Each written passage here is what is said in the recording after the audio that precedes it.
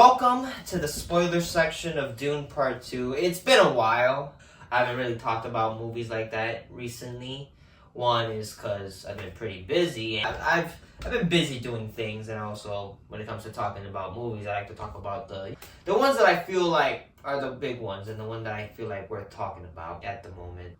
Funny enough, I'm talking about Dune Part 2 again, which is great because I already spoke about this movie, but this is a spoiler section.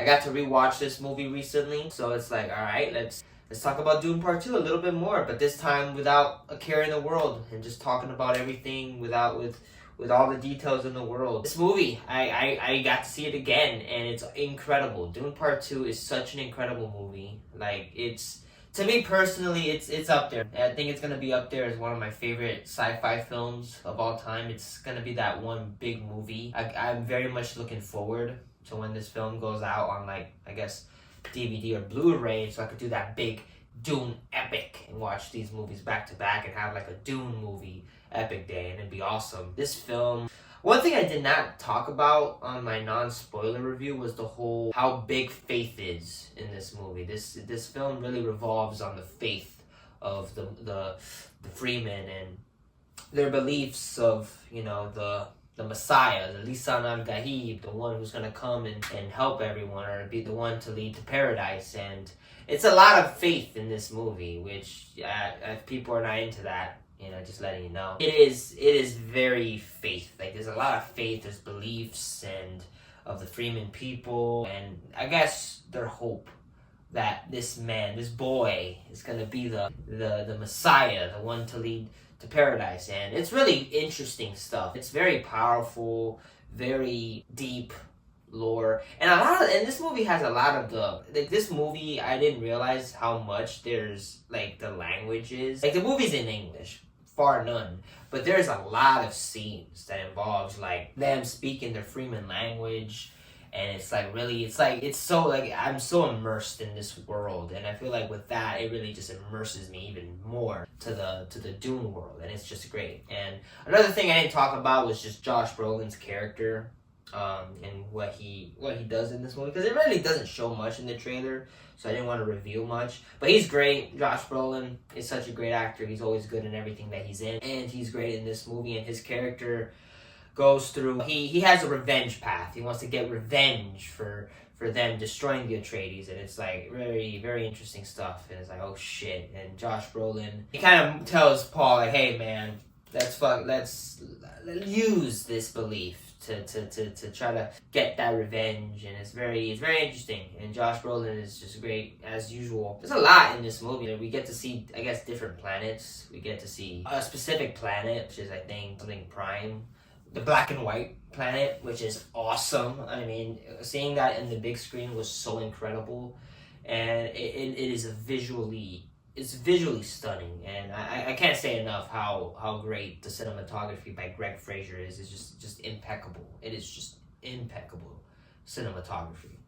Fade Rotha, Austin Butler is incredible in this movie. His character, psychopathic in every way. You get to learn little backstories of his character, specific ones, like, oh, he killed his mom, and it's like, oh shit. He's also sexually deprived or sexually influenced, and it's like, it's a little weird, and it's like a little hint to where the Dune series can get, where it's like, the shit can get a little weird. It's like, all right, I see the little hint over here, because I've heard that the Dune series, the book series, gets a little weird with book 4 or book 5 or something like that. And yeah, it's great. It ends in a way where it's not like the ending of a hero journey or whatever. It's like, oh, this is not the hero of the story. This is an anti-hero. This is a man who changed, who now goes from peace to, like, trying to take over everything. And it's like, holy shit, this is Paul Atreides goes through such a character development through the movie where you're like, oh fuck, this is not Paul.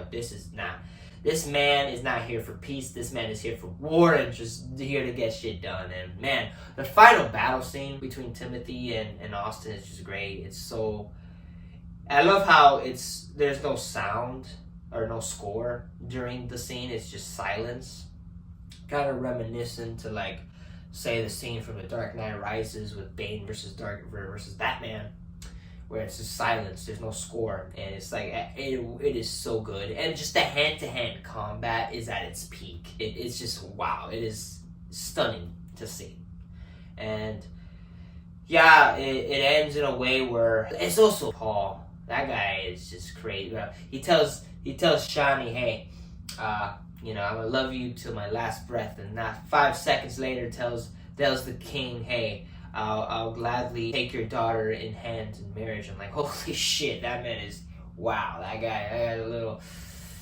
Damn, Timothy, that's wild. It ends in it's such a great ending to the film where Shani's like, all right, I don't want to be a part of this, leaves them and goes in a worm, and ends in a shot where it's just Shani and the worm, and it's like, oh shit, that's an interesting closing shot. And it's not the end. I believe there's more coming with Dune Messiah. Hopefully I'm 100% certain that Denis gonna do it. There'll be no reason why Warner Bros would be like, yeah, let's not do Dune Messiah.